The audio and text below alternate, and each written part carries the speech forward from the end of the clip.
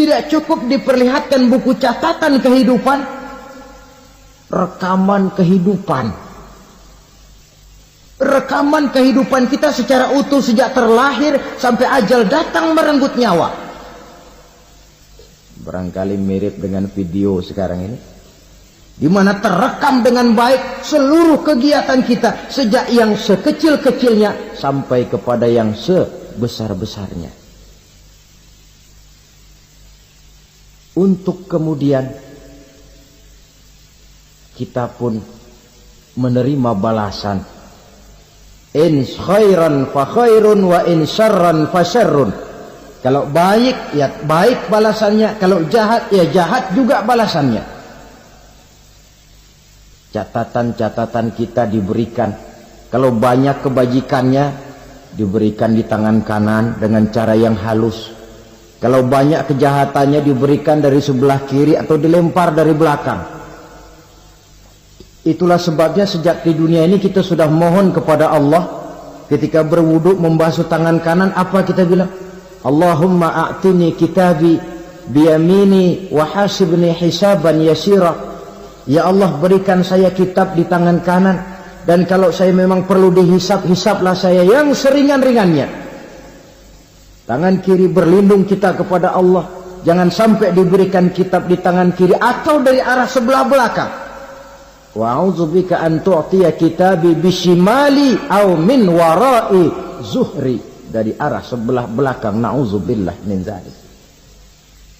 Setelah selesai lewat proses penghisaban, lewat mizan, timbangan, maka yang sudah selesai dihisab itu bergeraklah menuju sirat, jembatan yang terbentang menuju surga melalui neraka.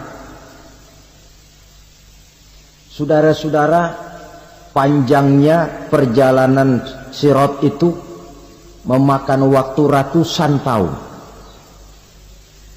Tetapi orang yang lewat di atas sirat pun macam-macam, bergantung amalannya ketika di dunia ini.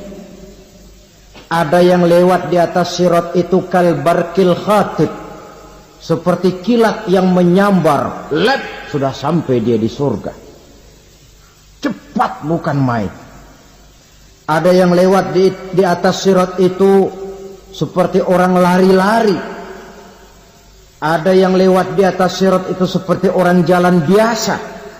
Ada yang sambil merangkak, ada yang sambil ngesor, ada yang sambil gelayutan, ada yang selamat sampai ke ujung ke surga, ada yang tergelincir jatuh masuk ke dalam neraka, bergantung amalannya dalam kehidupan di dunia sekarang ini. Tiap kita akan melewati yang namanya sirat ini.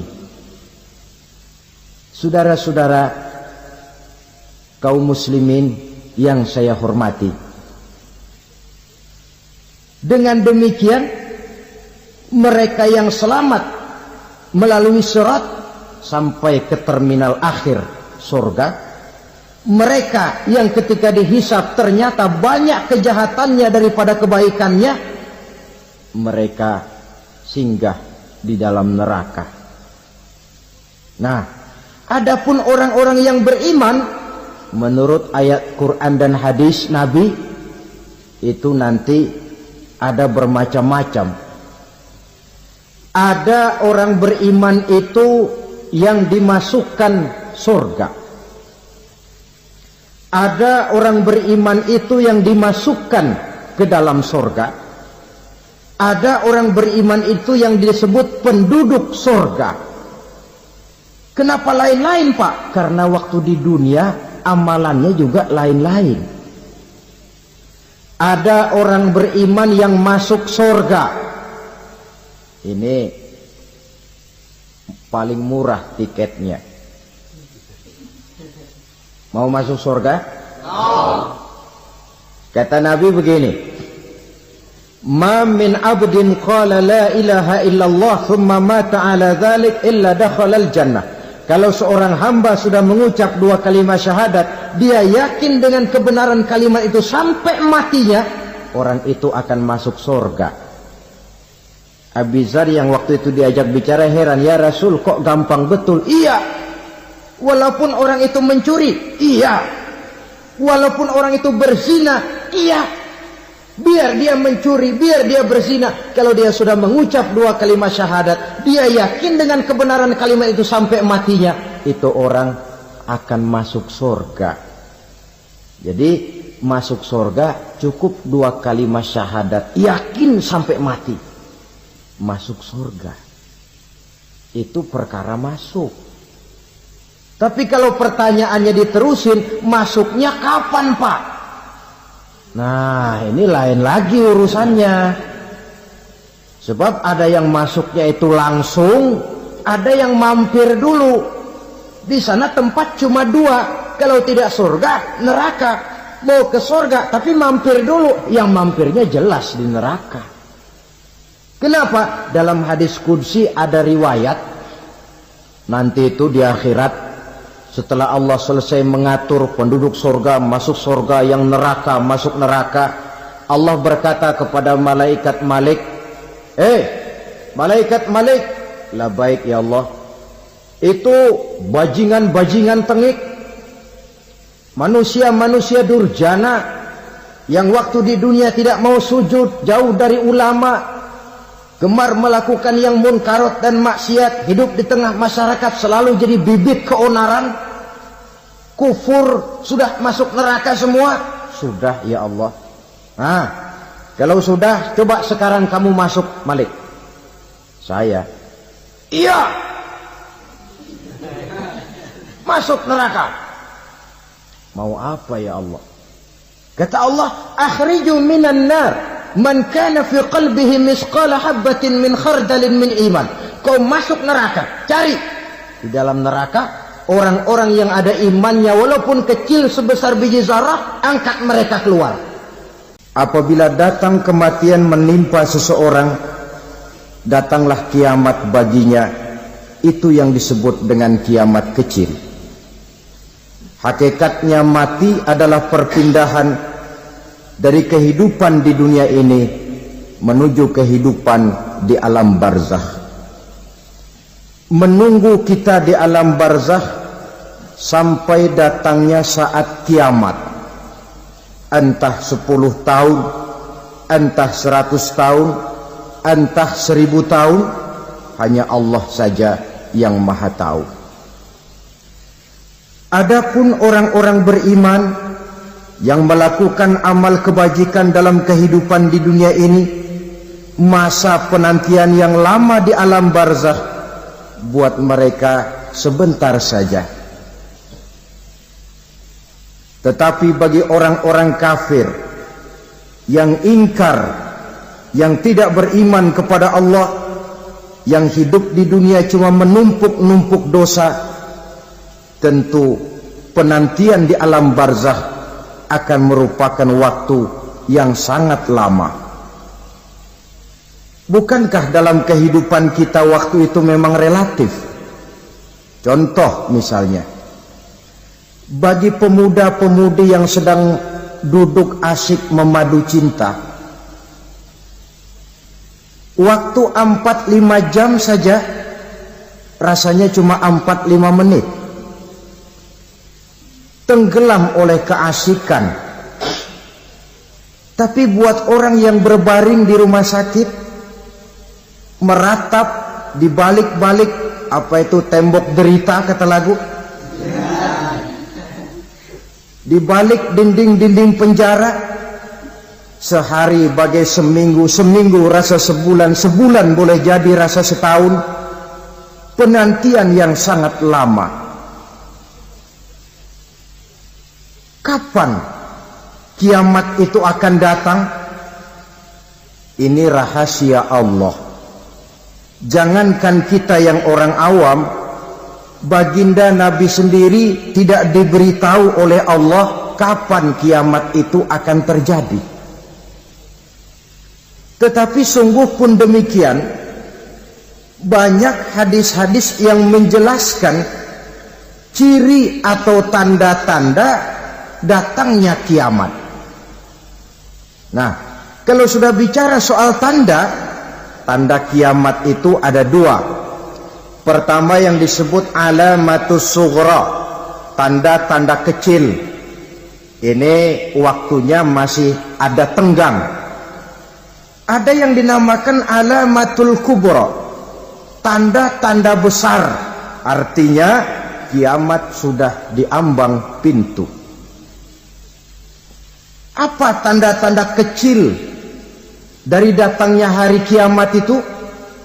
Misalnya kata Nabi, apabila ilmu sudah diangkat oleh Allah. Artinya apabila ulama sudah banyak wafat, minat orang belajar agama berkurang, lalu kebodohan nampak merajalela di mana-mana, zina dikerjakan secara terbuka, minuman-minuman keras jadi kebanggaan. Itu termasuk di antara tanda-tanda kecil terjadinya hari kiamat. Apalagi misalnya iza waladatil ammatu rabbataha, apabila budak sudah melahirkan tuan. Apa maksudnya? Ada yang mentafsirkan apabila anak sudah bisa membudaki orang tuanya. Orang tua yang melahirkan dia, yang membesarkan dia, demi setelah si anak besar jadi orang berpangkat, bertitel, berharta, berkedudukan, jadilah orang tua itu budaknya. Sehingga sering dibilang kalau orang tua kaya, anak jadi raja. Tapi kalau anak yang kaya, orang tua sering jadi budak. Apalagi munculnya fitnah yang bergelombang, timbul perang antara dua bangsa yang besar, waktu berjalan terasa sangat pendek sekali. Itu merupakan tanda di antara tanda-tanda kiamat. Termasuk di dalamnya sulit membedakan mana laki, mana perempuan. Kan kalau tanda-tanda kayak begini sekarang sudah banyak kita lihat kan. Ulama banyak wafat, penggantinya sulit. Zina dikerjakan berterang-terangan, minuman keras jadi kebanggaan, banyak anak membudaki orang tuanya, sulit membedakan mana laki mana perempuan. Kadang-kadang dari belakang kita lihat perempuan bener, begitu kita colek nengok jenggotan.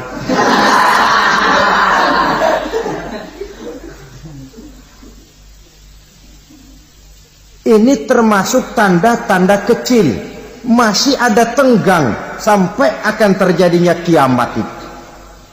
Nah, yang dimaksud dengan tanda-tanda besar, ini tanda besar artinya kiamat sudah diambang pintu.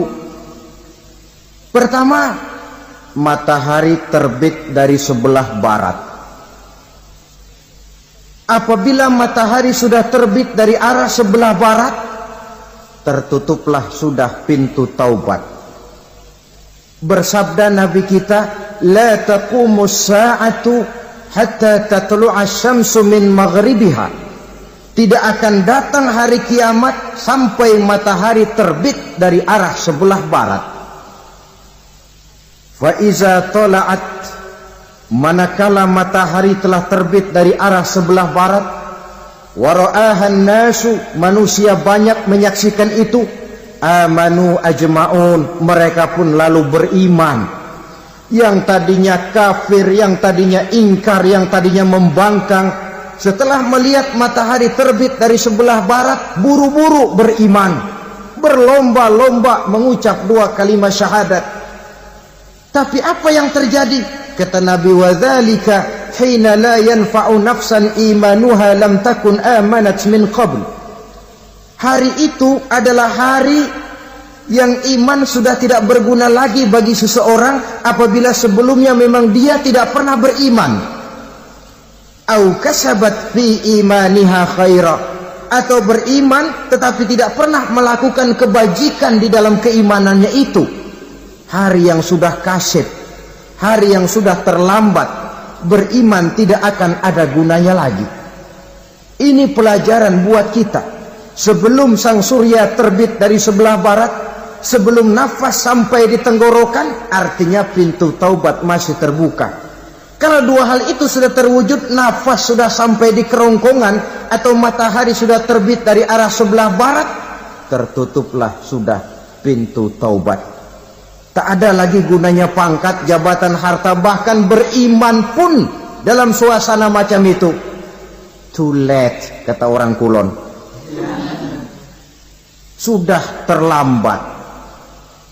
Matahari terbit dari arah sebelah barat. Itu tanda besar, artinya kiamat sudah di ambang pintu. Lalu apalagi tanda besar? Munculnya Dajjal. Dajjal artinya pendusta-pendusta yang menyesatkan manusia. Ada dua macam Dajjal, saudara. Ada Dajjal kecil. Ini Dajjal kelas teri. Kalau ini sejak zaman Rasulullah sudah ada itu. Tiap zaman ada. Di zaman Rasulullah misalnya ada yang bernama Aswad al-Unsi dari Yaman. Ada yang namanya Musailamah al-Kazzab dari Yamama. Ada yang namanya Ibnu Sayyad dari Madinah. Ini Dajjal di zaman Rasul. Musailamatul Kazzab memproklamirkan diri jadi nabi dia. Di zaman Rasul masih hidup. Ini Dajjal zaman Nabi. Di zaman sahabat muncul Dajjal. Di zaman kita sekarang ini Dajjal pun gentayangan. Dajjal kelas teri. Kerjanya mendustakan manusia, menyesatkan manusia, memalingkan manusia dari jalan yang benar dan diridhoi oleh Allah Subhanahu wa taala. Adapun yang merupakan tanda besar dari datangnya kiamat, Dajjal kelas kakap. Pembohong-pembohong besar yang menyesatkan masyarakat manusia berpaling dari jalan Allah mengikuti jalan mereka. Apa sih ciri Dajjal itu? Kata Nabi dalam hadis Bukhari Muslim, "Inna Dajjala", sesungguhnya yang namanya Dajjal itu yakhruju, satu saat akan muncul mendekati hari kiamat. Wa inna ma'ahu ma'an, si Dajjal ini membawa air. Wanaran, dan juga membawa api. Dua simbol. Di tangan yang satu dia bawa air, di tangan yang satu dia bawa api. Wa ammal ladzi yarahu an-nasu ma'an fanarun. Adapun yang orang banyak lihat air, hakikatnya adalah api. Yang dilihat api, hakikatnya adalah air. Oleh sebab itu, kalau api yang ditawarkan, ambillah air. Kalau air yang ditawarkan, pilihlah api. Maksudnya apa ini? Ini bahasa simbol, saudara-saudara. Dajjal bicaranya seolah-olah untuk kepentingan manusia.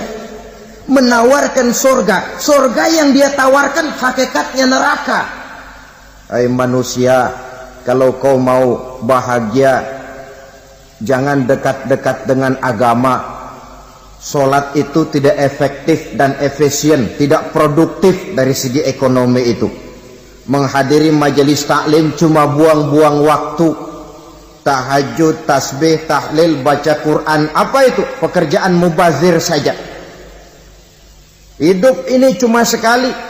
Masa yang cuma sekali, manfaatkan dengan sebaik-baiknya. Mumpung. Dibawanya sifat mumpung, tetapi dalam pengertian yang sangat negatif. Bicaranya seolah-olah untuk kepentingan manusia, tetapi sebenarnya menjerumuskan manusia. Menawarkan air, tapi sebenarnya api. Menawarkan api, tapi hakikatnya air. Buat apa kamu sholat? Buat apa kamu bayar zakat? Buat apa kamu puasa? Surga yang dicanangkan Dajjal, hakikatnya neraka. Neraka yang digambarkan Dajjal, pada dasarnya adalah surga. Jadi memutarbalikkan fakta itu kerjaan Dajjal. Yang hak jadi batil, yang batil dibilang hak, yang benar jadi salah, yang salah malah jadi benar. Tuntunan disuruh jadi tontonan, tontonan malah menjadi tuntunan. Itu pekerjaan Dajjal profesinya. Zamannya Nabi Adam, Dajjalnya kan iblis. Betul? Betul. Apa sih gang kerayuan iblis itu? Allah setelah menciptakan Nabi Adam kan bilang, Adam, kau dan istrimu Hawa tinggal di surga ini. Seluruh fasilitas yang ada di surga persilahkan kau nikmati. Satu yang tidak boleh, jangan coba-coba dekati pohon khuldi. Dekat saja jangan, apalagi sampai memetiknya. Datang Dajjal yang namanya iblis ini. Adam, kamu tahu nggak kenapa tidak boleh makan buah khuldi? Ya nggak tahu, pokoknya saya dilarang. Bodoh kamu Dam. Khuldun artinya kekal. Kalau kamu makan itu buah, kau akan kekal di surga buat selamanya. Allah tidak kepengen, maka dilarang kamu makan buah khuldi. Kalau kau ingin kekal di surga Adam, makan saja. Saya bicara begini ini untuk kepentingan kamu Adam. Ini kan ciri-ciri Dajjal. Bicaranya sih seolah-olah untuk kepentingan Nabi Adam, hakikat sebenarnya menjerumuskan Nabi Adam supaya ingkar dan melanggar larangan dari Allah Subhanahu wa ta'ala. Jadi setelah muncul Dajjal, timbul kekacauan-kekacauan di masyarakat. Banyak yang terpengaruh, terpedaya dan terpesona. Termasuk mereka yang memproklamirkan diri jadi nabi. Mereka yang memproklamirkan diri jadi rasul di zaman sesudah Rasulullah wafat, itu adalah Dajjal-Dajjal. Maka saya ingatkan, kalau di zaman kita sekarang ini ada orang ngaku jadi nabi, ada orang ngaku jadi rasul, biar bahasa Arabnya kental, Quran hafal, hadis ribuan hadis hafal, biar pakai serban sampai menyengser ke tanah, bahasa Arabnya fasih, tapi dia mengaku jadi nabi, jadi rasul, kita umat Islam wajib tidak percaya.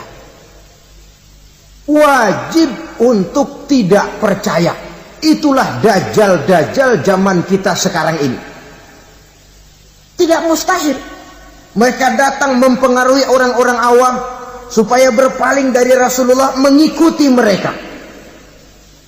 Nah, di akhir zaman nanti, mendekati hari kiamat, Dajjal ini muncul, Dajjal kelas kakap, menyesatkan masyarakat manusia untuk berpaling dari Islam, mengikuti seruan mereka. Apalagi di antara datangnya kiamat itu, tanda yang besar itu, turunnya Nabiullah Isa Al-Masih, putra Maryam. Menurut berbagai hadis yang sahih, Nabi Isa Al-Masih nanti akan turun lagi.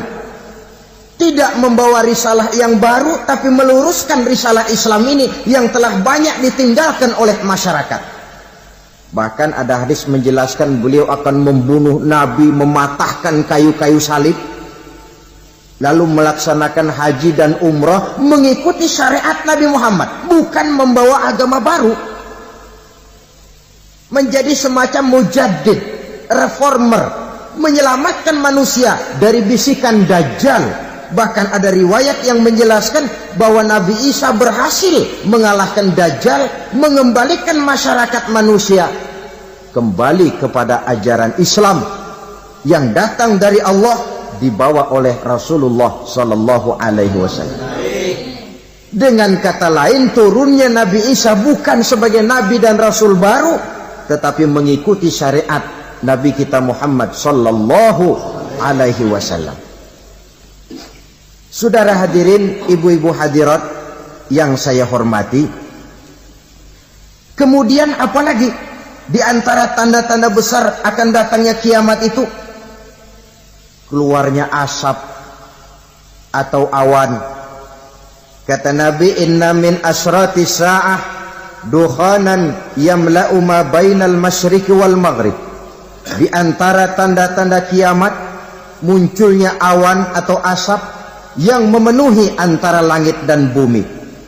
Ini pun diperkuat dalam surah Ad-Dukhan ayat 10. Fartaqib yauma ta'tis sama' bidukhanin mubin fayughshan nas hadza azabun alim. Bagi orang-orang yang beriman, mereka biasa-biasa saja. Tapi bagi orang kufur, datangnya asap dan awan ini merupakan azab yang kelewat pedih. Barangkali sedikit mendekati gambaran tentang azab yang pedih ini, saya ingatkan alam pikiran kita kepada peristiwa yang belum lama terjadi. Pernah dengar berita bocornya reaktor nuklir di Chernobyl, Uni Soviet? Pernah dengar? Bocornya reaktor nuklir di Chernobyl yang mengakibatkan ratusan bahkan sangat mungkin ribuan nyawa. Cuma satu reaktor. Bagaimana kalau seluruh cadangan nuklir yang dimiliki oleh para negara adikuasa ini diledakkan? Bahkan yang konon menurut catatan, cadangan nuklir yang dimiliki bersama oleh Amerika dan Rusia sekarang ini sudah sanggup memusnahkan 6 miliar manusia. 1,5 kali lebih banyak dari jumlah manusia yang nongkrong di permukaan bumi ini. Saudara-saudara hadirin yang saya hormati, lalu saat mendekati hari kiamat, apalagi tandanya? Setelah Nabi Isa wafat, pada saat turunnya yang kedua kali, lalu Allah meniupkan angin sejuk. Semua orang-orang beriman, orang-orang baik wafat, sehingga penghuni bumi ini cuma tinggal lagi terdiri dari orang-orang kafir. Tidak ada lagi di bumi ini yang bisa mengucapkan Allah. Sehingga dalam hadis qudsi itu ada keterangan, innallaha azza wa jalla yaqulu li Israfil. Allah pernah pesan kepada malaikat Israfil, kata Allah, Israfil, iza sami'ta qailan yaqul Allah Allah fa akhirin nafah 40 sanatan ikraman liqailiha. Hai Israfil, apabila kau dengar di permukaan bumi masih banyak orang yang mengucapkan Allah Allah, maka tunda sangkakala kiamat itu 40 tahun. Untuk apa? Ikraman liqailiha, menghormati orang yang mengucapkan Allah Allah itu. Wah, jadi karena sekarang masih banyak yang mengucapkan Allah, besar hatilah kita, masih jauh kiamat itu. Tapi jangan lupa, kiamat pribadi, kiamat kecil itu yang nggak kita sangka-sangka. Ajal datang mencabut nyawa, itu kiamat pribadi, dan itu yang pasti kita hadapi, dan itu yang membuat kita tidak boleh bersikap main-main di dalam kehidupan sekarang ini.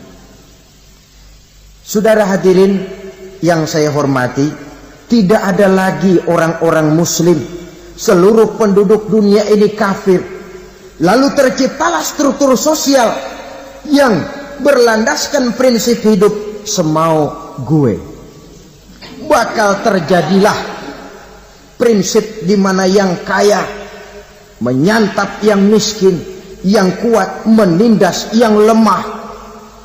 Hidup sudah bagaikan di rimba belantara, berlaku hukum rimba. Siapa yang kuat dia yang menang, siapa yang lemah menjadi mangsa.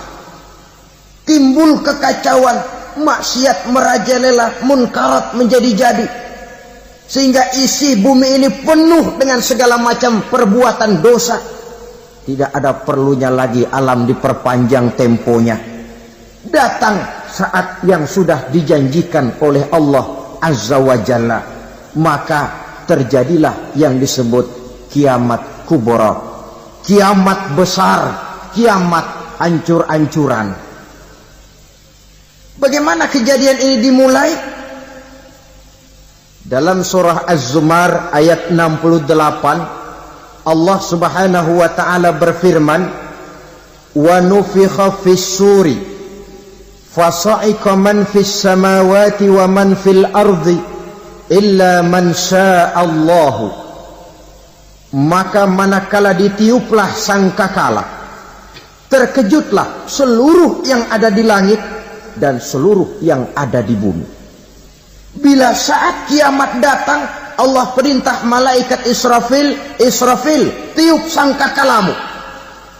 Ditiuplah sangkakala oleh malaikat Israfil. Yang akibat daripada tiupan itu, seluruh yang ada di langit, seluruh yang ada di permukaan bumi terkejut.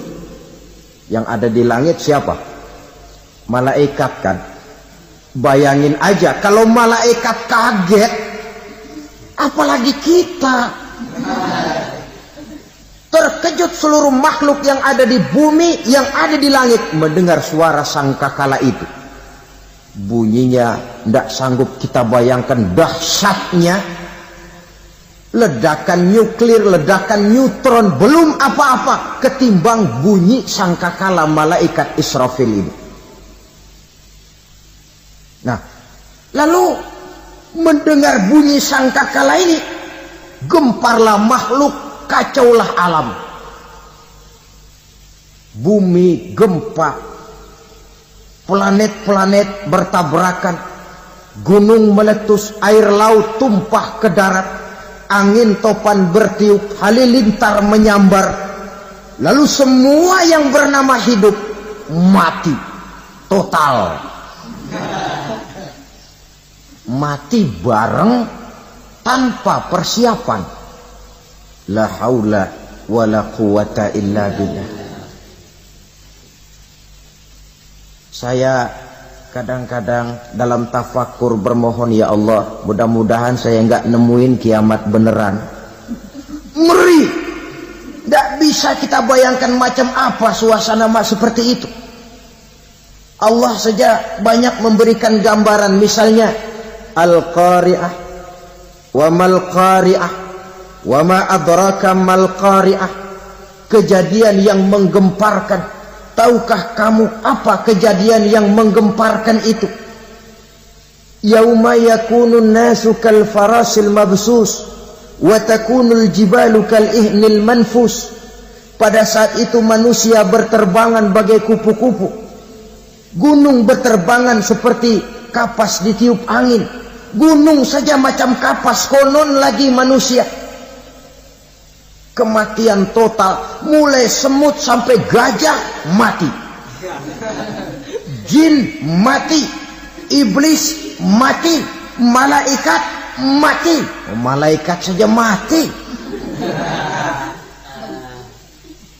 Saudara hadirin yang saya hormati, kematian total yang tanpa persiapan. Orang bilang, Pak, kalau mati bareng begitu yang repot malaikat maut dong ya. Cabut sana, cabut sini. Itu kalau menurut logika kita, mestinya begitu menurut logika. Tapi logika juga yang bilang nggak perlu serepot itu. Sebab untuk mematikan listrik di wilayah DKI, di wilayah Jakarta, nggak perlu tiap rumah didatengin matiin ya lama. Cukup dari kantor pusatnya saja PLN, tekan satu tombol, gelaplah seluruh Jakarta. Saudara hadirin yang saya hormati, kematian total. Lalu setelah kematian total, planet-planet juga mati, dalam arti tidak bergerak dan beredar.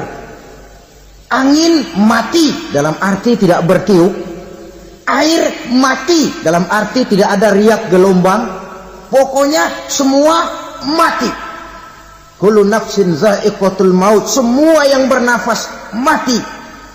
Dalam ayat lain, kullu man 'alaiha fan. Semua yang ada di permukaan bumi fana.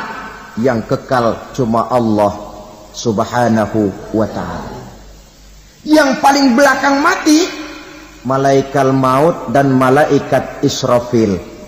Tapi mati juga sesuai dengan janji Allah. Menurut hadis Bukhari Muslim dari Abi Hurairah, masa tenggang waktu antara kematian total pada tiupan sangkakala pertama dengan proses kebangkitan pada tiupan sangkakala kedua 40 lamanya.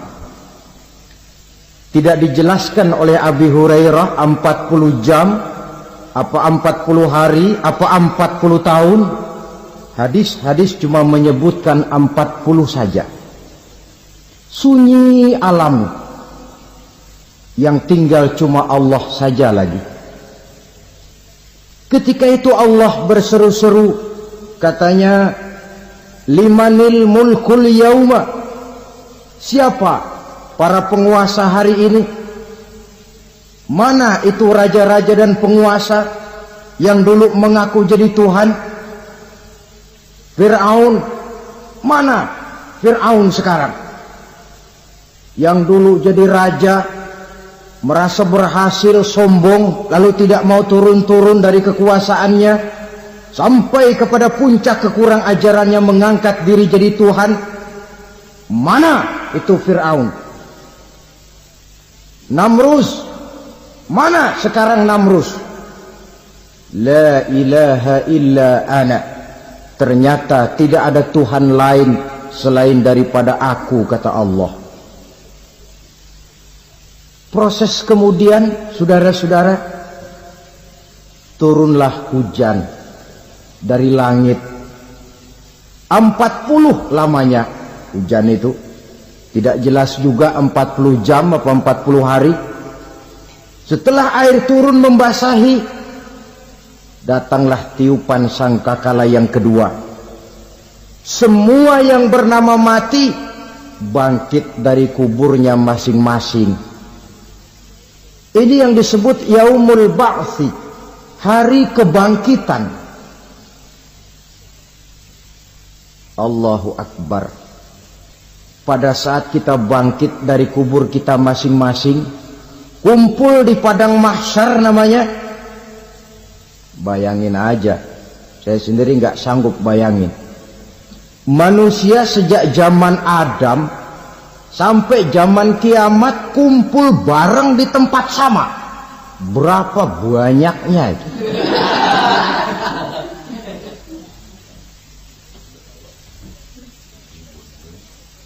Dan yang luar biasa, menurut satu riwayat, pada saat bangkit itu, Masya Allah, roman muka kita berubah,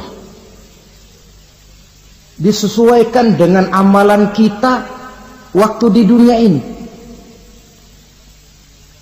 Barang siapa yang waktu di dunia amalannya itu amalan tikus, di akhirat nanti dia bangkit dari kubur, mukanya seperti muka tikus. Gagah betul badannya, tapi mukanya seperti tikus. Kenapa? Amalannya waktu di dunia seperti amalan tikus. Apa amalan tikus itu? Suka ngegeragoti barang yang sudah disimpan rapi-rapi.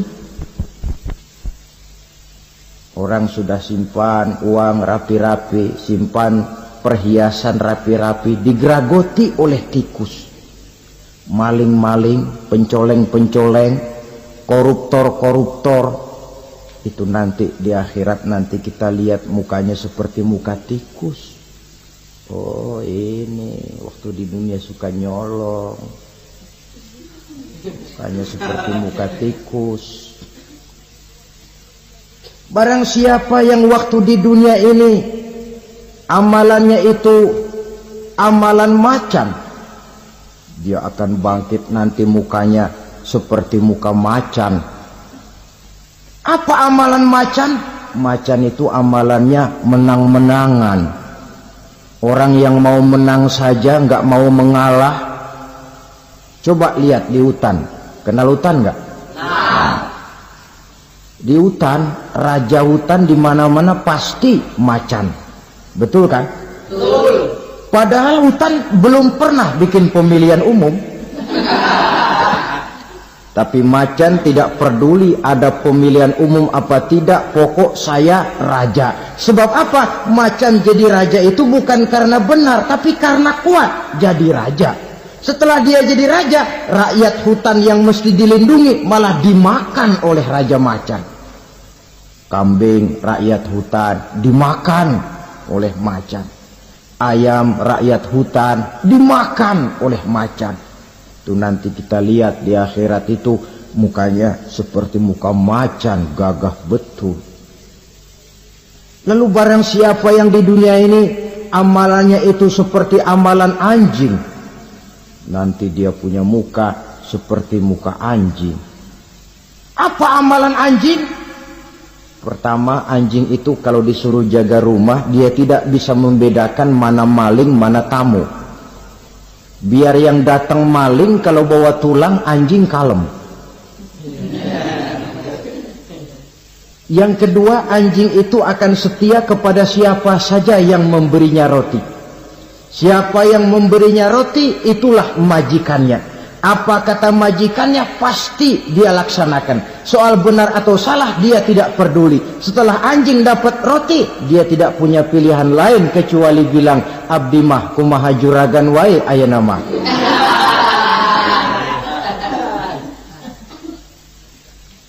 Saudara hadirin yang saya hormati,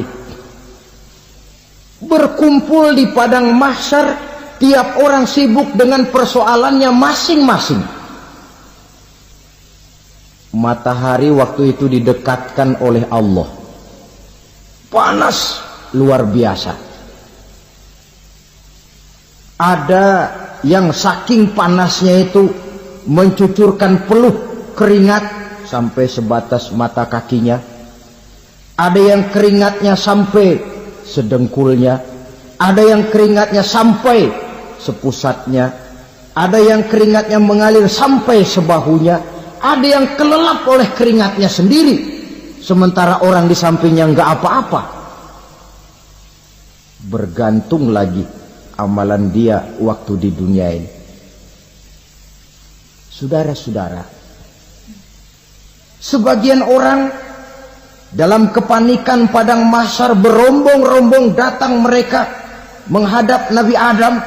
Ya Adam, anta abal bashar. Hai Adam, Tuhan adalah bapak moyang manusia. Kami sebentar lagi akan disidang, dimintakan pertanggungan jawab. Tolonglah kami, hai Adam. Kata Nabi Adam, jangankan nolongin sampean, saya sendiri tanggung jawab di hadapan Allah. Ketika dulu tidak boleh makan khuldi, saya serobot. Sudahlah, urus diri masing-masing saja, nafsi. Begitu kata Nabi Nuh, begitu kata Nabi Ibrahim. Tiap orang bertanggung jawab sendiri-sendiri. Ketika itulah saudara-saudara, nikmatnya menjadi umat Nabi besar Muhammad sallallahu alaihi wasallam. Sebab apa? Walaupun menurut abjad kita ini umat paling belakang, kan paling belakang kita ini toh, karena Nabi Muhammad adalah Nabi akhir. Tapi akan dihisap lebih dulu, lewat di atas sirat lebih dulu, masuk surga lebih dahulu ketimbang umat-umat belakangan. Ketika Rasul mendekati ajal, beliau tanyakan itu kepada malaikat Jibril. Malaikat Jibril berkata, Muhammad jangan khawatir, Allah sudah berjanji, inni haramtul jannata ala sairil anbiya hatta tadkhulaha anta, wa haramtuha ala sairil umami hatta tadkhulaha ummatuka. Surga aku haramkan buat seluruh nabi kecuali kalau engkau Muhammad sudah masuk ke dalamnya, dan surga aku haramkan buat seluruh umat kecuali kalau umatmu Muhammad sudah masuk ke dalamnya. Logikanya, walaupun menurut abjad kita umat paling belakang, bakal dihisap paling dulu, lewat di atas sirat paling dulu, masuk surga paling dulu, kalau mampir ke neraka juga paling dulu. Ya resiko. Jangan mau enaknya aja paling dulu. Saudara hadirin yang saya hormati,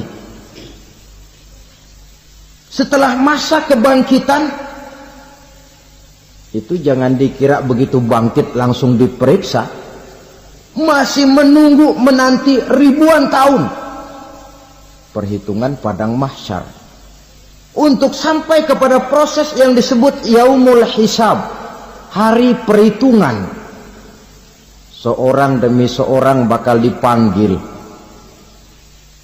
Bayangkan saja, kita se-RT saja di absen, kadang-kadang perlu waktu lama. Ini manusia sejak zaman Nabi Adam sampai datang hari kiamat, satu demi satu disidang di hadapan Qadhi Rabbul Jalil. Status sosial copot sudah waktu itu. Yang pernah jadi hartawan di situ tidak lagi kelihatan kehartawanannya. Yang pernah jadi jenderal tidak lagi dipanggil jenderalnya. Yang ustadz tidak lagi dipanggil al-mukarramnya. Seluruh status sosial selesai. Dipanggillah kita seorang demi seorang menghadap Qadhi Rabbul Jalil. Bagaimana proses penghisaban itu? Pertama, proses tanya jawab. Di antaranya ada hadis menyatakan, lan tazula qadama 'abdin yaumal qiyamah hatta yus'ala an arba'i khisalin. Besok di hari kiamat tidak akan bergeser telapak kaki seorang hamba sampai dia ditanya lebih dulu tentang 4 persoalan. Tentang ilmunya. Kemana ilmu itu diamalkan? Tentang umurnya. Di mana umur itu dihabiskan? Tentang masa mudanya. Kemana masa muda itu dipakai? Tentang hartanya. Dari mana harta itu didapat dan kemana harta itu dibelanjakan. Ini termasuk proses tanya jawab. Jadi kalau istilah pengadilan dunia, nama Fulan bin Fulan. Kamu waktu di dunia diberikan umur panjang untuk apa? Pernah mengalami masa muda, kemana kau habiskan masa remajamu? Kau diamanahkan ilmu, dengan apa ilmumu kau amalkan? Kau diberikan harta, dari mana harta kau dapat, kemana kau belanjakan? Tak seorang pun yang bisa mungkir. Sebab apa? Dikala itu yang menjadi saksi bukan orang.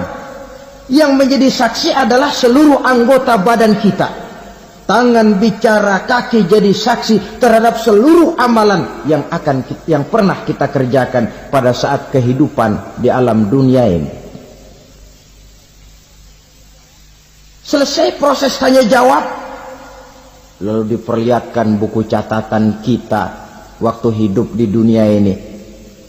Jangan lupa Allah itu menyiapkan 2 superkomputer kepada kita. Sebelah ditempelin sebelah kanan, yang sebelah tempelin di sebelah kiri. Komputer itu namanya Raqib dan Atid. 2 malaikat yang apabila baik kita lakukan, refleks saja akan menulis kebajikan kita. Jahat kita kerjakan akan tertulis. Catatan itu nanti diperlihatkan kepada kita. Waduh, alangkah malunya pada saat diperlihatkan catatan kita, buku rapot kita merah melulu. Barangkali diperiksa sambil diomelin, brengsek lo. Buku merah melulu begini, bagaimana waktu hidup di dunia? Tidak cukup diperlihatkan buku catatan kehidupan, rekaman kehidupan. Rekaman kehidupan kita secara utuh sejak terlahir sampai ajal datang merenggut nyawa. Barangkali mirip dengan video sekarang ini, di mana terekam dengan baik seluruh kegiatan kita sejak yang sekecil-kecilnya sampai kepada yang sebesar-besarnya. Untuk kemudian kita pun menerima balasan. In khairan fa khairun wa in syarran fa syarrun. Kalau baik ya baik balasannya, kalau jahat ya jahat juga balasannya. Catatan-catatan kita diberikan. Kalau banyak kebajikannya diberikan di tangan kanan dengan cara yang halus. Kalau banyak kejahatannya diberikan dari sebelah kiri atau dilempar dari belakang. Itulah sebabnya sejak di dunia ini kita sudah mohon kepada Allah ketika berwudu membasuh tangan kanan apa kita bilang? Allahumma a'tini kitabi biyamini wa hasibni hisaban yasira. Ya Allah, berikan saya kitab di tangan kanan, dan kalau saya memang perlu dihisap, hisaplah saya yang seringan-ringannya. Tangan kiri berlindung kita kepada Allah, jangan sampai diberikan kitab di tangan kiri atau dari arah sebelah belakang. Wa a'udzubika an tu'tiya kitabi bishimali aw min wara'i zuhri, dari arah sebelah belakang. Na'udzubillah min dzalik. Setelah selesai lewat proses penghisaban, lewat mizan, timbangan, maka yang sudah selesai dihisab itu bergeraklah menuju sirat, jembatan yang terbentang menuju surga melalui neraka. Saudara-saudara, panjangnya perjalanan sirat itu memakan waktu ratusan tahun. Tetapi orang yang lewat di atas sirat pun macam-macam, bergantung amalannya ketika di dunia ini. Ada yang lewat di atas sirat itu kalbarkil khatib, seperti kilat yang menyambar, lep, sudah sampai dia di surga.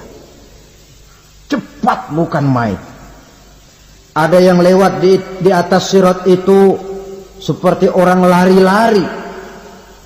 Ada yang lewat di atas sirat itu seperti orang jalan biasa. Ada yang sambil merangkak, ada yang sambil ngesor, ada yang sambil gelayutan, ada yang selamat sampai ke ujung ke surga, ada yang tergelincir jatuh masuk ke dalam neraka, bergantung amalannya dalam kehidupan di dunia sekarang ini. Tiap kita akan melewati yang namanya sirat ini. Saudara-saudara kaum muslimin yang saya hormati, dengan demikian mereka yang selamat melalui sirat sampai ke terminal akhir surga, mereka yang ketika dihisab ternyata banyak kejahatannya daripada kebaikannya, mereka singgah di dalam neraka. Nah, adapun orang-orang yang beriman menurut ayat Quran dan hadis Nabi itu nanti ada bermacam-macam. Ada orang beriman itu yang dimasukkan surga. Ada orang beriman itu yang dimasukkan ke dalam surga. Ada orang beriman itu yang disebut penduduk surga. Kenapa lain-lain, Pak? Karena waktu di dunia amalannya juga lain-lain. Ada orang beriman yang masuk surga. Ini paling murah tiketnya. Mau masuk surga? Kata Nabi begini, ma min abdin qala la ilaha illallah thumma mata ala dhalik illa dakhalal jannah. Kalau seorang hamba sudah mengucap dua kalimat syahadat, dia yakin dengan kebenaran kalimat itu sampai matinya, orang itu akan masuk surga. Abi Dzar yang waktu itu diajak bicara heran, ya Rasul kok gampang betul? Iya, walaupun orang itu mencuri, iya, walaupun orang itu berzina, iya, biar dia mencuri, biar dia berzina, kalau dia sudah mengucap dua kalimat syahadat, dia yakin dengan kebenaran kalimat itu sampai matinya, itu orang akan masuk surga. Jadi masuk surga cukup dua kalimat syahadat, yakin sampai mati, masuk surga.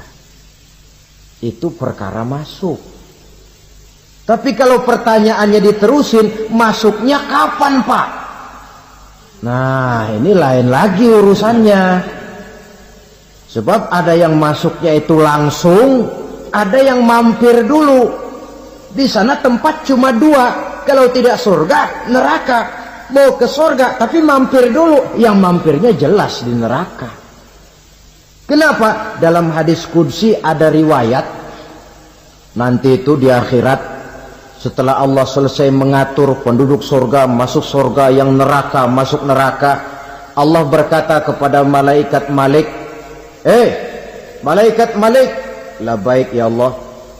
Itu bajingan-bajingan tengik, manusia-manusia durjana yang waktu di dunia tidak mau sujud, jauh dari ulama, gemar melakukan yang munkarat dan maksiat, hidup di tengah masyarakat selalu jadi bibit keonaran, kufur, sudah masuk neraka semua. Sudah ya Allah. Nah, kalau sudah, coba sekarang kamu masuk, Malik. Saya, iya, masuk neraka. Mau apa ya Allah? Kata Allah, akhriju minan nar man kana fi qalbihi misqala habatin min khardalin min iman. Kau masuk neraka, cari di dalam neraka orang-orang yang ada imannya walaupun kecil sebesar biji zarah, angkat mereka keluar. Masuk malaikat Malik ke neraka, cari orang yang ada imannya, korek-korek. Ya repot, udah pada gosong. Yang ada imannya diangkat ke atas, yang ada imannya diangkat ke atas, lalu dimandikan di Nahrul Hayat, namanya sungai kehidupan di akhirat nanti. Cakep lagi rupanya, bersih lagi wajahnya, apel di hadapan Allah. Kata Allah, bagaimana mas? Kapok nggak sampean? Kapok ya Allah. Nah, kalau kapok, idhab fadkhulil jannah, pergi masuk surga sana. Berangkat mereka ke surga, ketemu sama teman-temannya yang udah sampai lebih dulu, yang nggak pakai mampir lagi. Terjadi dialog. Kata teman-temannya yang udah pada nyampe duluan, mas, iya, emang baru sampai? Saya baru sampai. Memang mampir di mana dulu mas? Kita sudah lama sampai di surga. Saudara buka surah Al-Muddathir ayat 34-35. Ma salakakum fis saqar? Kenapa kamu mampir di neraka Saqar? Qalu lam nakum minal musallin. Mereka menjawab, kami mampir di neraka Saqar mas, gara-gara dulunya kami waktu di dunia tidak pernah sholat.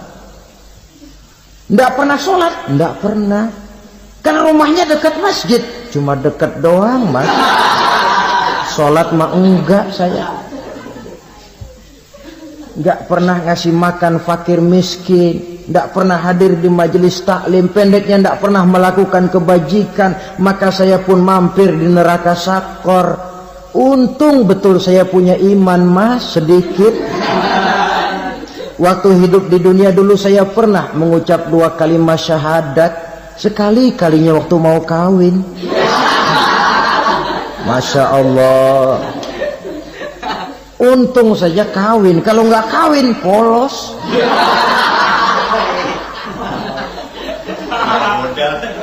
Itu juga pengulu sudah setengah mati ngajarin. Asyhadu alla, asyaduaan, asyaduaan.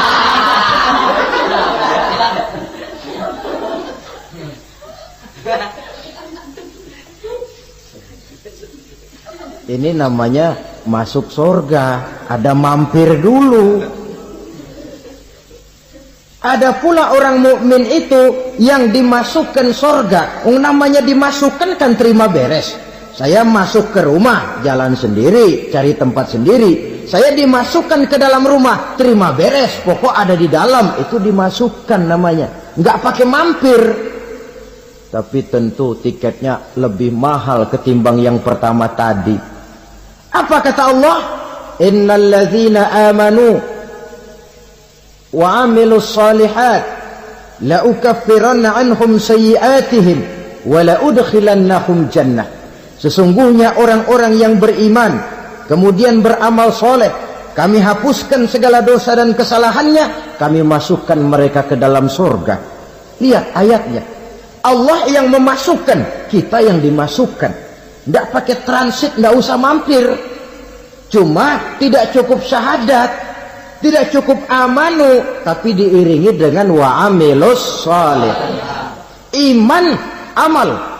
Tidak cukup syahadat, lalu dibuktikan dia sholat, dia zakat, puasa, lalu dia melakukan berbagai macam kebajikan. Ini yang menyebabkan dia tidak pakai mampir di tempat yang bernama Sakor. Lalu ada pula orang mukmin itu yang disebut penduduk sorga. Wah, ini sudah VIP ini. Ashabul jannah, penduduk sorga. Siapa mereka? Kata Allah, innal ladzina amanu summa istaqamu fala khaufun alaihim wala hum yahzanun ulaika ashabul jannah hum fiha khalidun.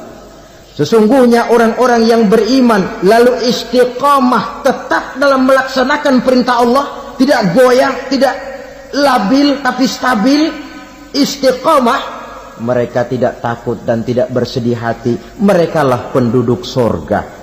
Iman, istiqamah. Tidak punya duit, sembahyang. Banyak duit, sembahyang. Miskin, sembahyang. Kaya, tetap sembahyang. Istiqamah. Kadang orang kalau susah rajin ke masjid, banyak duitnya ngelihat masjid melengos. Itu yang dibilang waktu miskin hamba Allah, setelah kaya jadi hamba harta.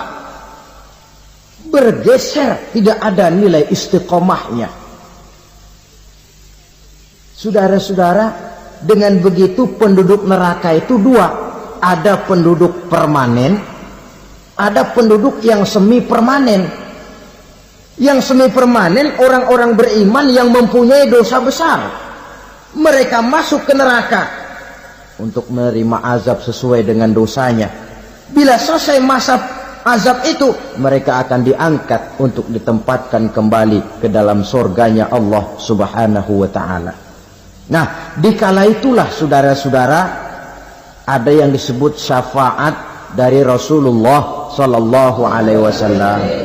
Tapi tentu jangan lupa, syafaat ini ibarat kain menambal dia. Kita punya kain bolong-bolong sedikit, syafaat yang menambal. Solat kita ada kurang dikit, sedekah kita ada campur riak dikit, amalan kita ada tidak karena Allah dikit, kita berharap syafaat.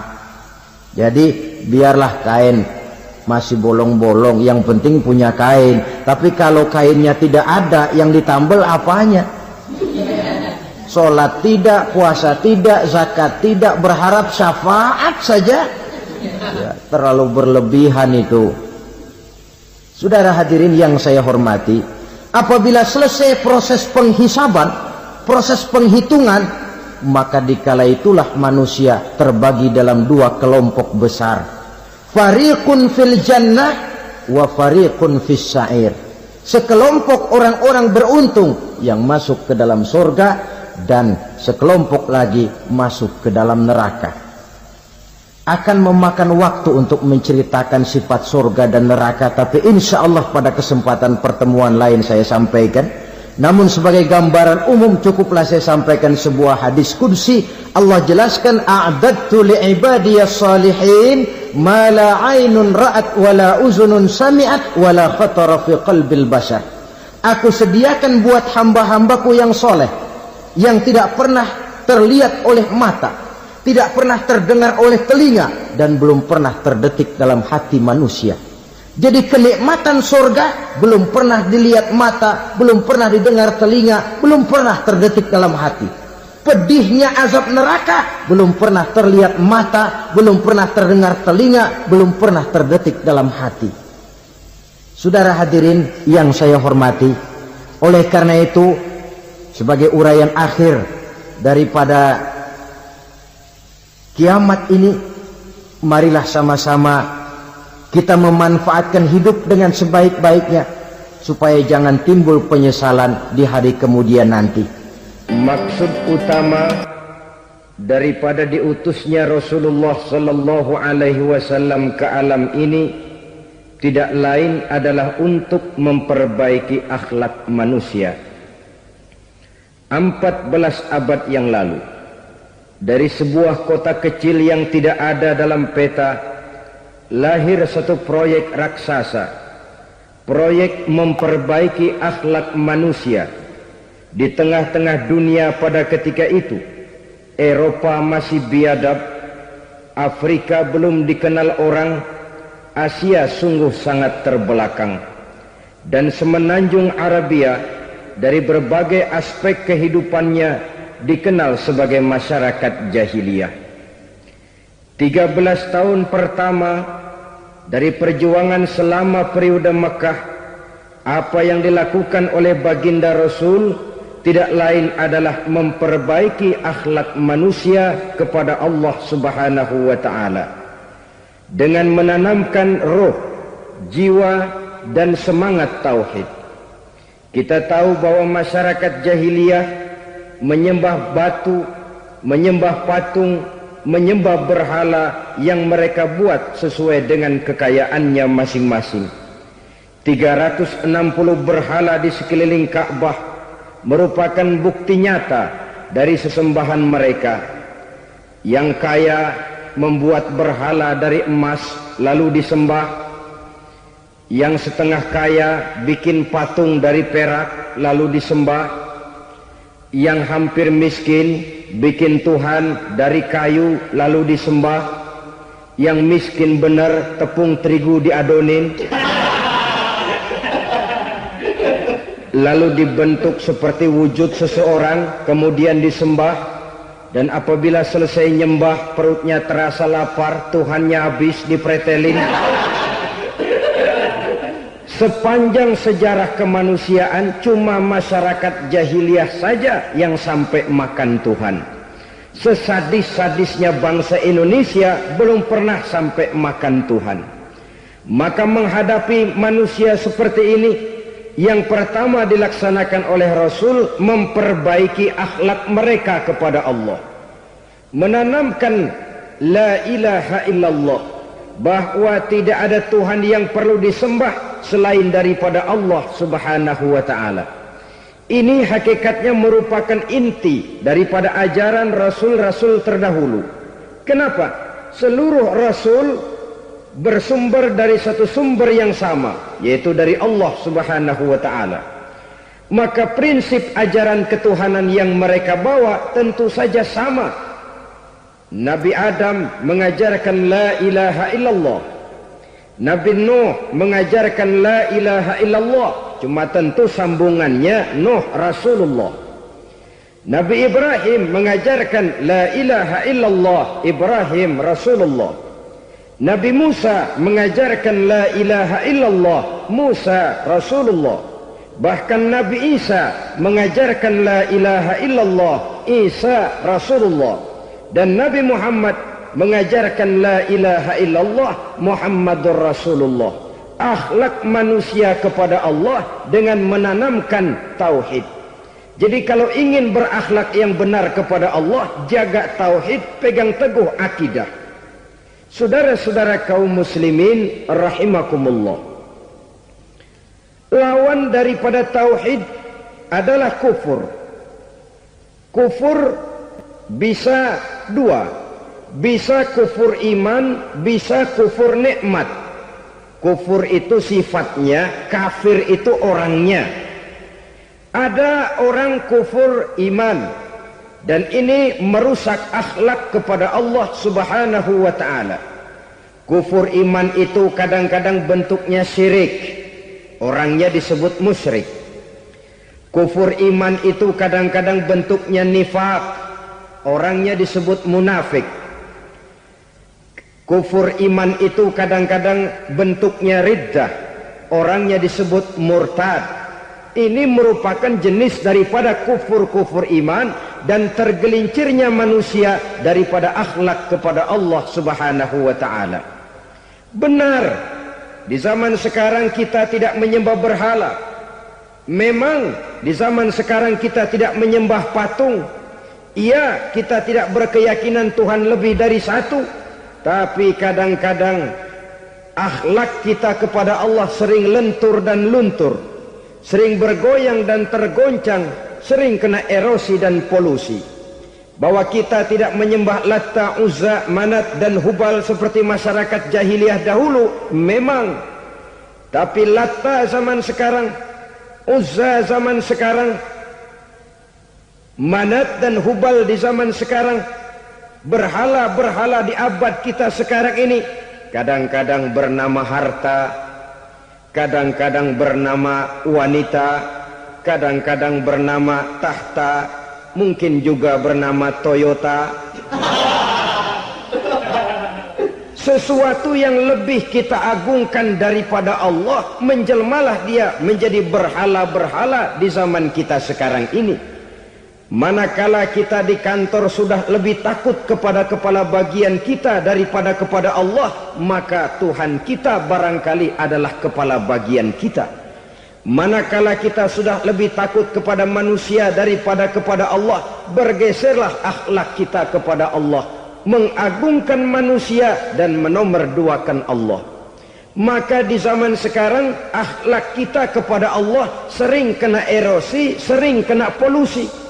Mungkin karena sulitnya lapangan kerja, tingginya tensi ekonomi, persaingan hidup yang makin tajam, sulitnya mencari lapangan kerja, orang kadang-kadang nekat, sedikit pertimbangan, picik pandangan, mudah melakukan potong kompas, sehingga terjadilah perbuatan-perbuatan yang memelencengkan akhlak kita kepada Allah Subhanahu wa ta'ala.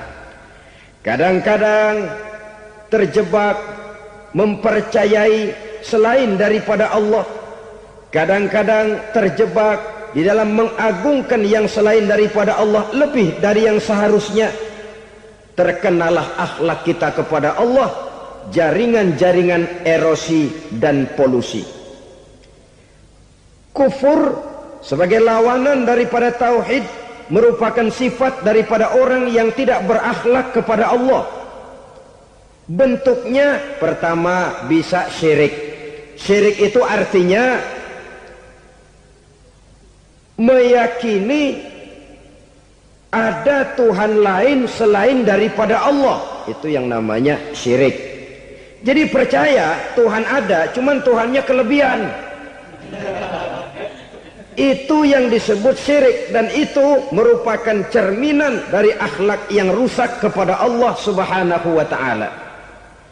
Berkeyakinan Tuhan lebih dari satu, berkeyakinan bahwa Tuhan itu beranak atau diperanakkan, atau mengagungkan sesuatu sama dengan Allah, atau menjadikan yang selain Allah sebagai tujuan akhir daripada perjalanan kehidupan ini, maka itu sudah terjebak kita dalam musyrik. Dan syirik satu dosa yang tidak berampun. Bahasa kasarnya, yang namanya syirik itu jenis bapak moyangnya dosa. Saudara-saudara, sebab itu saya pesan, kalau memang terpaksa, biasanya yang tinggal di kota-kota besar itu kalau tidak kepengen dosa kan susah. Kalau terpaksa harus bikin dosa, cari yang kecil-kecil saja, yang kira-kira taubatnya gampang. Umpamanya pulang sholat Jumat nukar sendal, umpama yaitu jelas dosa. Tapi dosa yang taubatnya agak mudah. Jangan sampai terjebak ke dalam syirik, menyekutukan Allah. Kalau sudah menyekutukan Allah, Allah dimadu, murka benar Allah kepada kita. Innallaha la yaghfiru ayyushraka bih wa yaghfiru ma duna dzalika liman yasha. Allah tidak akan memberi ampun kepada orang yang menyekutukannya dengan sesuatu, tapi Allah mau mengampunkan dosa yang selain itu bagi orang yang dikehendakinya. Jadi orang-orang yang sudah terjebak syirik, menyekutukan Allah, meyakini ada Tuhan lain selain daripada Allah, meyakini Tuhan beranak atau diperanakkan, bagaimanapun baiknya mereka di dunia, bagaimanapun sosial jiwanya, bagaimanapun pemurah tangannya memberikan santunan dan pertolongan kepada orang lain, kalau sudah syirik, seluruh nilai kebaikannya akan tidak ada gunanya lagi, karena tidak ada tempat nilai kebaikan itu bergantung. Sedangkan kita berbuat baik agar diterima oleh Allah. Kalau Allahnya marah kepada kita, siapa yang akan menerima nilai kebaikan itu sendiri? Ini bentuk yang pertama. Yang nyata-nyata menyembah berhala, syirik. yang nyata-nyata beriktikad Tuhan lebih dari satu, syirik. Atau yang tersamar. Yang tersamar itu yang sering jadi penyakit kita. Saya sejak ada perkutut ini di rumah, perkutut. Saudara-saudara, yang merusak akhlak kepada Allah, yang merusak tauhid setelah syirik, bisa juga berbentuk nifak. Nifak itu sifatnya, orang yang punya sifat nifak disebut munafik. Asal katanya dari nafakun. Nafakun itu satu lubang yang punya dua muka, seperti goa, ada tempat masuk, ada tempat keluar. Maka munafik orang yang punya dua muka. Kalau bahasa kita, pandai bermain minyak di atas air. Manis jika berhadapan, balik belakang lain bicara. Sehingga apa yang dinamakan nifak, kata Imam Ali Al-Jurjani dalam kitab ta'rifatnya, izharul imanu bil lisan wa kitmanul kufri bil qalbi. Menyatakan, menampakkan iman dengan lidahnya, tapi menyembunyikan kekafiran dalam hatinya. Dengan kata lain, lidahnya mah iman, hatinya mah kafir. Padahal hati itu yang dilihat, padahal hati itu yang dinilai. Kenapa lidahnya mengaku iman? Ya mungkin karena kepepet, mungkin karena kepentingan, mungkin karena ingin mencari kelemahan orang, lalu dia pura-pura beriman. Tapi sesungguhnya hatinya kufur. Ini merupakan penyakit munafik. Dan terus terang, menghadapi orang munafik jauh lebih berat daripada menghadapi orang kafir. Kenapa? Munafik ini kan musuh dalam selimut. Mau dibilang musuh nyata-nyata, apalagi di zaman Rasul ya, ketika periode Madinah, berat sekali menghadapi orang munafik. Mau dibilang kafir, kalau ketemu assalamualaikumnya medok juga. Mau dibilang mukmin, di belakang ngegerundel, nyari-nyari penyakit, nyari-nyari lantaran, mencari-cari gara-gara. Kalau kafir jelas kafirnya, kalau musyrik jelas musyriknya. Tapi munafik, di depan kita dia mengaku beriman, di belakang kita dia caci maki kita. Maka demikian rupa watak orang munafik, Allah benci betul. Sampai dalam Quran orang munafik itu divonis innal munafikin fid darkil asfal minan nar. Orang-orang munafik di dasar jurang neraka yang paling bawah, keraknya neraka. Saudara-saudara kaum muslimin rahimakumullah. Sebab munafik sangat berbahaya. Membahayakan umat, membahayakan agama. Di depan kita mereka ngaku pura-pura beriman. Kalau pidato luar biasa, memuji agama setinggi langit, menampakkan seolah-olah dia orang yang dekat dengan agama. Saudara-saudara, agama penting, agama mutlak. Tapi yang ngomong begitu agamanya apa? Remeng-remeng. Cuma sekedar lipstick, cuma sekedar dekorasi, cuma sekedar kamuflase buat ngibuli orang lain. Dia mengaku beragama, mengatakan agama mutlak, menganggap agama penting, seolah-olah memperhatikan benar tentang tatanan kehidupan beragama, tapi sebenarnya di hatinya tidak lebih berkecamuk penyakit-penyakit kufur. Maka sifat munafik ini termasuk menodai tauhid, artinya merusak akhlak kita kepada Allah Subhanahu wa ta'ala. Sifat yang ketiga yang juga merusak akhlak kita kepada Allah dinamakan riddah. Riddah itu sifatnya, orang yang punya sifat riddah disebut murtad. Murtad keluar dari Islam. Keluar dari Islam tentu tadinya di dalam Islam. Oleh satu perbuatan dia bisa menjadi murtad. Misalnya tadinya dia iman benar kepada Allah, tapi melarat. Kadang-kadang sehari masak, 3 hari libur. Akhirnya oleh kesulitan ekonomi dia tidak kuat. Ada yang menawarkan kebaikan, dibawain supermi, dibawain obat-obatan, diberikan beras. Goyah imannya. Keluar dia dari Islam, ikut agama orang yang memberikan pertolongan kepadanya, memilih kesenangan sebentar dengan mengorbankan kebahagiaan yang kekal, maka orang semacam itu riddah sifatnya, murtad orangnya, keluar dari Islam. Dan yang menyebabkan kita murtad bukan cuma orang nyata-nyata memproklamirkan diri keluar dari Islam tapi lalu mengikuti agama orang lain, bukan cuma itu. Mengakui ada Rasul lagi sesudah Nabi Muhammad bisa menyebabkan kita murtad. Mengingkari nikmat Allah bisa menyebabkan kita murtad. Meyakini semua agama benar bisa menyebabkan orang menjadi murtad. Meragukan kesempurnaan dan kelengkapan Al-Quran bisa menyebabkan orang jadi murtad. Mengingkari sunnah bisa menyebabkan orang menjadi murtad. Banyak hal-hal yang bisa mendatangkan penyakit riddah dan membuat pelakunya menjadi murtad. Dan ini menodai akhlak kita kepada Allah Subhanahu wa ta'ala. Itu tadi kufur iman, saudara-saudara. Nyata-nyata mengingkari Allah, baik dalam bentuk syirik, nifak, ataupun riddah. Kufur yang kedua dinamakan kufur nikmat. Apa itu kufur nikmat? Sitru nikmatil mun'im au ya'malu fi mukhalafatil mun'im. Menutup-nutup nikmat Allah atau melakukan perbuatan yang menentang, bertentangan dengan kehendak yang memberikan nikmat.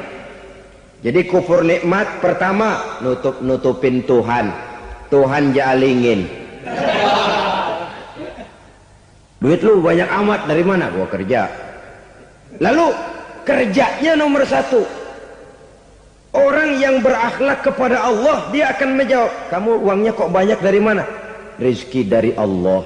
Caranya, saya kerja. Kerja itu cara, rezeki itu dari Allah datangnya. Bukankah di zaman sekarang kita sering terpleset?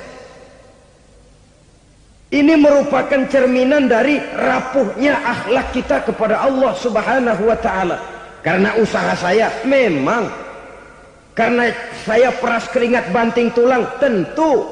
Tapi sadarkah kita bahwa sepanjang yang bisa kita lakukan cuma berusaha, peras keringat banting tulang, pergi pagi pulang sore?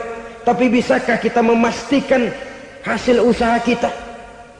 Apalagi yang paling dekat, misalnya saja yang sungguh-sungguh di luar jangkauan kemampuan kita, soal rezeki, soal jodoh, soal maut.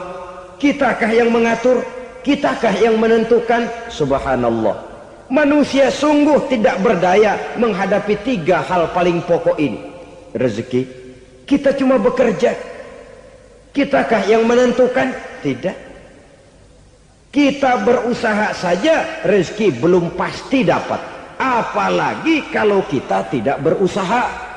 Jangan terjebak dalam fatalisme. Belum perang udah nyerah. Emang dasar rezeki datangnya dari Tuhan, gak usah kerja. Dan ntar juga kalau dia datang. Dari mana datangnya? Kerja saja belum tentu dapat rezeki, apalagi kalau tidak kerja. Yang jelas usaha perlu kepastian, itu urusan Allah. Ini akhlak kepada Allah Subhanahu wa ta'ala. Jodoh juga begitu. Kita berusaha, kita berupaya, Allah menghendaki lain jadinya. Maut juga begitu. Siapa sih yang pengen ngadepi maut? Siapa sih yang pengen mati? Siapa sih yang pengen ketemu malaikat Israel? Tidak seorang pun kalau ditanya, kecuali mereka yang putus asa ya. Kalau otaknya masih normal, mau mati mesti belakangan dulu dikit. Tapi yang satu itu, saudara, kalau dia sudah datang, tenaga mana yang bisa menolak? Kalau dia sudah berkunjung, kekuatan mana yang bisa menghindar? Kalau dia sudah ingin bertemu, kemana kita bisa melarikan diri? Manusia sepanjang yang dia lakukan hanya berusaha, tapi kepastian, ketentuan dari Allah Subhanahu wa ta'ala. Orang yang kufur nikmat, nutupin Allah. Dia merasa rezekinya adalah mutlak peras keringatnya. Seolah-olah Allah nggak punya peranan apa-apa di situ. Oh, ini kan saya bisa rumah begini karena saya kerja keras. Oh, ini mobil saya begini, saya kerja keras. Beras keringat banting tulang keras.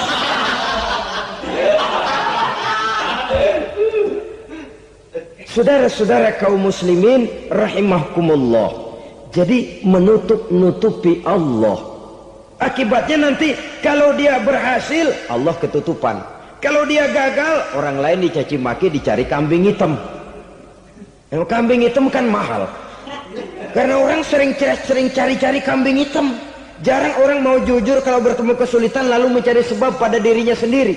Yang paling enak ya nyalain orang. Lo begitu. Orang lain yang paling enak kita salahin.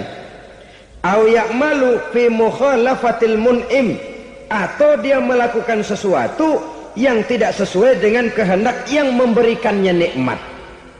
Diberikan kita tangan, mulut sih nggak berhenti. Terima kasih Tuhan, alhamdulillah saya dikasih tangan. Cuma nih tangan enteng mat nabokin orang mulu. Itu sudah mukhalafatul mun'im, bertentangan dengan kehendak yang memberikan nikmat. Diberikan harta, mulutnya mah basah. Terima kasih Tuhan, alhamdulillah dikasih harta. Tapi pelitnya minta ampun. Kikir, koret, medit.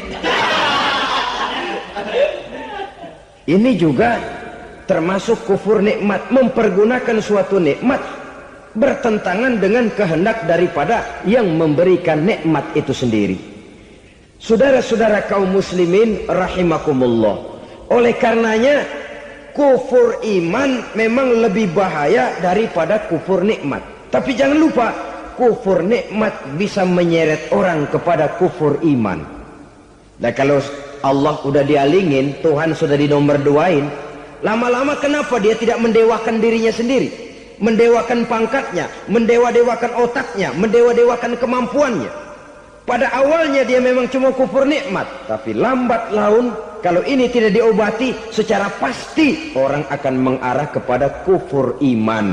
Bisa berbentuk syirik, bisa berbentuk nifak, bisa berbentuk riddah.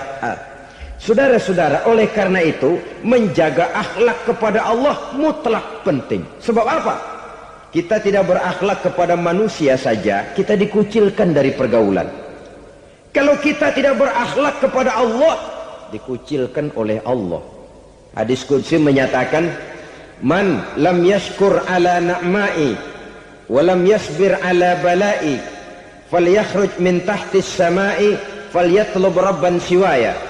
Kata Allah, siapa orang yang tidak mau bersyukur terhadap nikmat yang aku berikan kepadanya dan tidak mau sabar terhadap ujian yang aku berikan kepadanya, falyakhruj min tahtis samai, persilahkan saja keluar dari kolong langitku, waliyatlub rabban siwaya, tolong cari Tuhan lain selain daripada aku.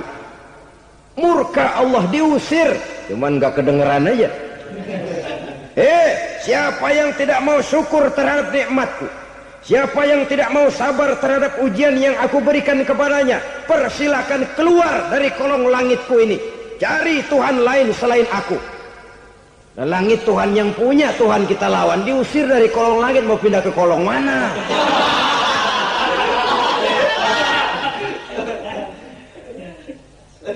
Jadi jangan merasa kufur nikmat kan enteng. Iya, kelihatannya begitu, tidak sebahaya kufur iman. Tapi kufur nikmat ini merupakan anak tangga yang kalau kita sudah mulai naik, kita akan naik terus sampai kepada tingkat di mana kita mengalami kufur iman. Kalau sudah ke sana, maka akhlak kita kepada Allah terkenalah erosi, terkena polusi, hancur akhlak kepada Allah. Dan itulah sumber kesengsaraan abadi. Kalau cuma kita tidak berakhlak kepada manusia, barangkali resikonya cuma kehidupan di dunia ini. Mungkin juga ada kehidupan akhirat. Tapi kalau sudah tidak berakhlak kepada Allah, dunia akhirat kita rugi dan celaka. Maka pada kesempatan ini saya mengajak, marilah jaga baik-baik akhlak kita kepada Allah. Satu kali kita bertauhid, sampai mati kita bertauhid. Satu kali la ilaha illallah, jangan tergelincir lagi kita keluar daripada kalimat itu. Satu kali kita bertuhankan Allah, jangan bertuhan yang lain selain daripada Allah. Jangan sekutukan Allah. Jangan samakan Allah dengan sesuatu. Jangan mengangkat yang lain sama agungnya dengan Allah. Sebab dengan demikian kita seolah-olah sudah mengotori akhlak kita kepada Allah Subhanahu wa ta'ala. Ini berat, saudara-saudara. Ini tidak ringan. Kadang-kadang saya katakan tadi, masalah ekonomi. Kadang-kadang persaingan hidup yang makin tajam, di tengah lapangan kerja yang makin sulit, di tengah orang banyak potong kompas. Kalau berpatokan kepada nilai tauhid, la ilaha illallah, tidak ada Tuhan selain Allah, maka saya tidak akan takut kecuali hanya kepada Allah. Saya tidak akan menggantungkan hidup kecuali hanya kepada Allah. Saya tidak akan minta rezeki kecuali hanya kepada Allah. Kadang-kadang situasi yang nekat membuat kita kehilangan keseimbangan, kehilangan pertimbangan, picik pandangan. Akibatnya kita merusak akhlak kepada Allah Subhanahu wa ta'ala. Ironinya kan orang sekarang kalau ditanya, lu nyolong ya? Iya. Kok berani? Emang. Lu nggak tahu Tuhan lihat? Tahu. Kok nyolong juga? Biarin. Kalau Tuhan mah lihat, jangan ribut. Nggak ribut katanya. Kalau orang lihat, 2 orang saja tahu, geger kelurahan. Ini kan sudah mendustai dirinya sendiri, sudah merusak akhlaknya kepada Allah Subhanahu wa ta'ala. Tuhan nggak ribut katanya. Saudara hadirin yang saya hormati, jadi oleh karenanya akhlak kita kepada Allah merupakan basis daripada kehidupan beragama. Kalau itu sudah mulai rapuh, mulai terkena erosi dan polusi, mulai rusak, dikhawatirkan nanti nilai ibadah kita kepada Allah juga akan turut ambruk karenanya. Saudara-saudara kaum muslimin rahimakumullah, tugas yang kedua memperbaiki akhlak manusia kepada sesama manusia. Kita tahu Islam sesuai dengan namanya adalah agama damai. Maka akhlak manusia kepada sesama manusia menempati porsi yang penting dalam kehidupan beragama. Bagaimana seorang muslim bergaul, bertata krama terhadap sesama manusia. Mari kita lihat lebih jauh persoalannya. Untuk memudahkan pembicaraan dari kacamata agama, kita kelompokkan saja manusia itu dalam 2. Pertama yang seiman dan yang kedua yang tidak seiman. Yang tidak seiman itu kita sebut saja kufur atau kafir. Nah, kepada yang kafir pun kita diajarkan untuk berakhlak. Apalagi kepada yang memang nyata-nyata seiman, sekeyakinan, seakidah. Kemanapun Islam datang, ke negara manapun ia masuk, ia tidak menaburkan kerusakan. Jadi tidak benar kalau orang pernah itu menggambarkan, saking sentimennya seorang orientalis pernah menggambarkan Nabi Muhammad di tangan kirinya Quran, di tangan kanannya pedang. Menggambarkan seolah-olah Islam dikembangkan dengan kekerasan. Sebenarnya tidak sama sekali. Kalaupun dalam sejarah perkembangan Islam pernah terjadi perang, maka perang dalam Islam sesungguhnya apabila kita amati sejarahnya bukan untuk memaksakan agama, karena memang agama tidak bisa dipaksakan, tetapi justru untuk mempertahankan agama dari segala macam hambatan, rintangan, hinaan dan fitnahan. Tapi kemanapun yang jelas Islam masuk, dia tidak pernah membuat kekacauan, kerusuhan ataupun penghancuran. Candi Prambanan bahkan dipugar, gereja-gereja tidak ada yang dihancurkan oleh umat Islam. Kenapa? Islam agama damai. Soal agama, soal lakum dinukum waliyadin, la ikraha fid din, qad tabayyana ar-rusdu minal ghayy. Tidak ada paksaan dalam beragama, sebab nyata yang benar dengan yang tidak benar. Belum pernah ada orang kafir masuk ke perkampungan orang Islam lalu dikejar-kejar, diteriakin kafir, kafir, sunatin.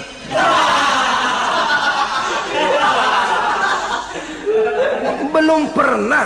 Kenapa? Islam menghormati orang lain agama. Nah, yang kafir ini macam-macam, saudara. Ada kafir harbi, Nah, ini kafir kerok. Ini kafir yang nyata-nyata memproklamirkan permusuhan kepada umat Islam, nyata-nyata mengganggu ketenangan umat Islam. Kafir yang seperti ini yang boleh diperangi. Misalnya kita mau sembahyang Jumat dijagain, nggak boleh sembahyang Jumat, getok palanya.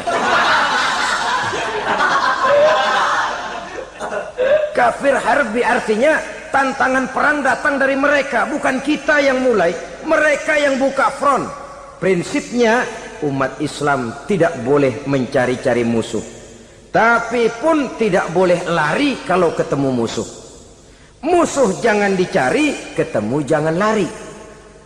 Karena itu kesan seolah-olah umat Islam ini teroris, umat Islam ini destroyer, umat Islam ini sering menimbulkan keonaran, kerusakan. Sungguh satu fitnahan yang sangat keji. Umat Islam adalah umat yang cinta damai. Islam di masa perkembangannya masuki Eropa melalui Selat Gibraltar, Jabal Tariq, memasuki Spanyol. Islam tidak pernah meruntuhkan gereja, Islam tidak pernah membunuh orang-orang Nasrani. Bahkan Islam mewariskan peradaban dan kebudayaan yang begitu tinggi nilainya di bidang ilmu pengetahuan. Sampai ketika itu Barat banyak mengkaji ilmu pengetahuan dari dunia Islam. Buku-buku berbahasa Arab diterjemahkan ke bahasa Yunani, dipelajari oleh para cendekiawan di negeri Barat sana. Mereka mengambil manfaat yang banyak dari masuknya Islam ke Eropa. Sementara gereja tetap berdiri dengan megahnya. Kuil-kuil tempat peribadatan tidak satupun yang diusik-usik. Kenapa? Islam agama yang cinta damai. Asal dia tidak diganggu, asal kehormatannya tidak dihinakan. Jadi kafir harbi, kafir yang nyata-nyata nantang perang, ngajak berkelahi. Itu kafir yang nyari penyakit. Kafir harbi ini boleh diperangi dengan catatan mereka yang memang mulai. Yang kedua kafir zimmi. Kafir zimmi, kafir yang hidup di tengah mayoritas muslim, tapi mereka mau hidup dengan aman, damai, tenang. Mereka wajib dilindungi. Bahkan Nabi pernah memberikan satu jaminan, man azazimiyan faqad azani. Siapa yang mengganggu orang kafir zimmi sama saja dengan mengganggu saya. Kehormatannya dijaga, harta bendanya dilindungi, anak istrinya pun dilindungi. Dan ini jadi kenyataan. Saudara bisa lihat di negara-negara yang mayoritas penduduknya beragama Islam, orang-orang kafir di luar Islam hidup dengan tenang, aman, damai. Di Saudi Arabia, di luar tanah haram, di luar Mekah dan Madinah, banyak orang-orang kafir mencari nafkah. Mereka tenang, aman, dilindungi undang-undang. Begitu di Mesir, begitu di negara Indonesia yang berdasarkan Pancasila ini. Kehidupan beragama menimbulkan gairah, rukun, tenang, aman, damai, sepanjang tidak saling ganggu, tidak saling usik, menghargai orang yang sudah beragama, tidak menjadikan penganut suatu agama sebagai sasaran dari dakwah agama lainnya. Saudara-saudara kaum muslimin rahimakumullah. Jadi memang oleh Al-Quran kita dianjurkan asyidda 'alal kuffar ruhama bainahum. Tegas kepada orang kafir, kasih sayang kepada sesama muslim. Tapi tegas bukanlah berarti marah-marahan, bukan berarti musuh-musuhan, bukan ngajaki perang. Tegas dalam arti punya garis tentang kehidupan beragama, lakum dinukum waliyadin. Soal kehidupan sosial, mari kerjasama. Bangun jalan, ayo rame-rame. Siskamling, mari bebarengan. Bikin puskesmas, mari sama-sama. Tapi kalau sudah soal agama, itu tidak perlu ada toleransi agama. Yang perlu toleransi antar umat beragama. Kalau umatnya mau kerjasama silakan, tapi tidak menyangkut soal ibadah. Jangan kerjasama di bidang ibadah.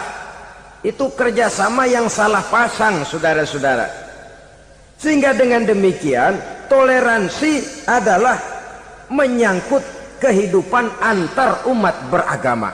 Sedangkan agama sendiri punya kapling yang nyata. Sehingga dengan demikian tegas kepada orang kafir dalam arti kita punya satu kepribadian.